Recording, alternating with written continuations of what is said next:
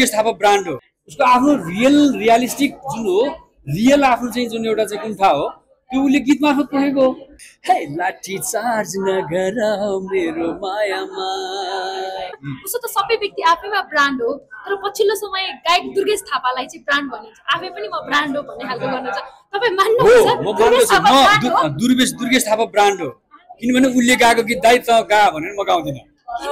त्यो गीत गाउँदैन नि त मेरो शत्रु नै छैन भन्ने म मेरो धेरैसँग शत्रु भनेर एउटा कुनै फिल्मको क्यारेक्टरको हिसाबमा कसैलाई चाहिँ हुन्छ नि एउटा पार्श्व गायनको हिसाबमा गाउन लाउँछन् भने अब त्यो अलग कुराहरू भए होइन नत्र यसरी चाहिँ गरेर मैले शत्रु धेरै छन् भनेर आफ्ना उसको त व्यक्तिगत कुण्ठाहरू उसले गीतमा पोखेको छ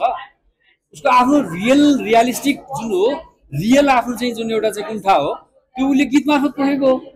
मलाई त्यस्तो समस्या छैन मेरो कुनै दुश्मन छ भन्ने मलाई लागेकै छैन म किन गाउने त्यो गीत उसले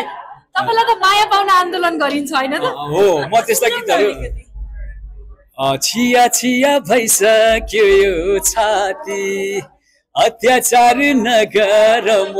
माथि पिपल छायामा लाठी चार्ज नगर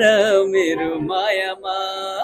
लाठी चार्ज नगर मेरो मायामा हे लाठी चार्ज नगर मेरो मायामा